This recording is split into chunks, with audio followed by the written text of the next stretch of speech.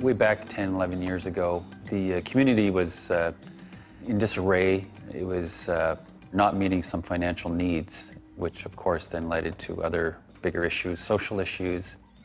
We had $4.5 million and almost $1 million deficit on that operating budget. We had the responsibility to undertake health care, social assistance type needs, like safety nets for individuals, a public works system, and trying to keep those going for the community members. But it was pretty clear that the amount of money plus the deficit wasn't good enough.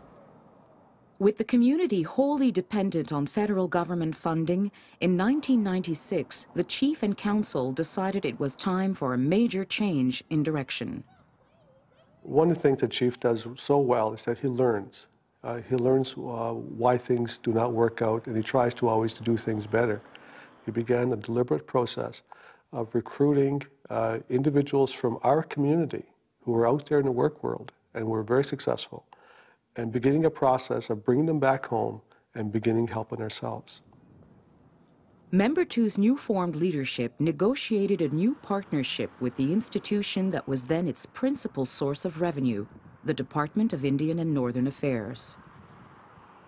Once we had those individuals on board in our community, then we began doing some targeted training and say, well, what things are we doing now that we contracting outside or letting outsiders do?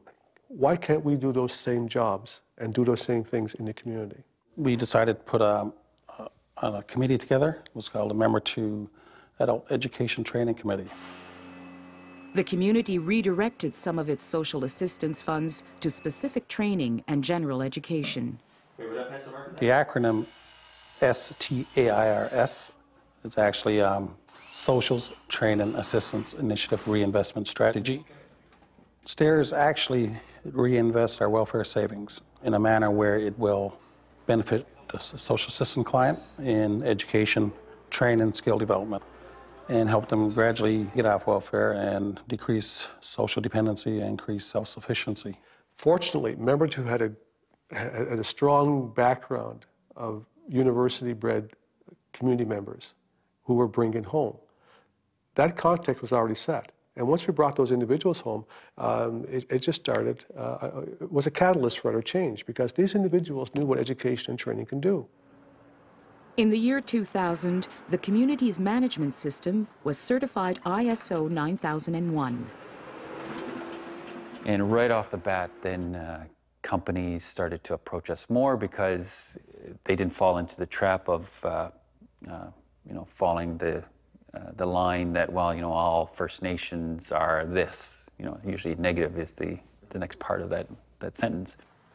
We opened up a retail market. We built a big convention center. We started developing our infrastructure to bring in more business, roads, sewer upgrades, paving roads. And we were financing these things ourselves through the dollars we were achieving. Back in, I think it was around late 90s, it went something like 6.2 million to 9 million to 11 million, 12 million, and then 21 million, 45 million, 55 million, 65 million, and then today we're at 75 million in revenue. Looking to its future and based on the same strategy of self-determination and self-sufficiency through education and training, Membertou built, staffed, and equipped its own elementary school. Part of that, of course, is culture. Part of that is community values. But a big part of it is language. A Mi'kmaq person who can speak the language has a firm grasp of who they are and their heritage and their culture and themselves as a people.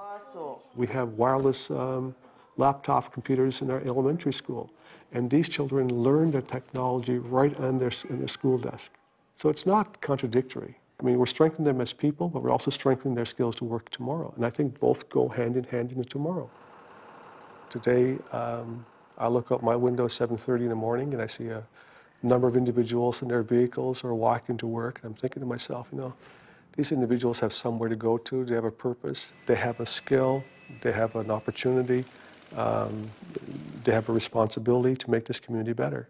And I think that community pride is so strong now, which is so gratifying that we as a people can look after ourselves, and we can look after ourselves very, very well.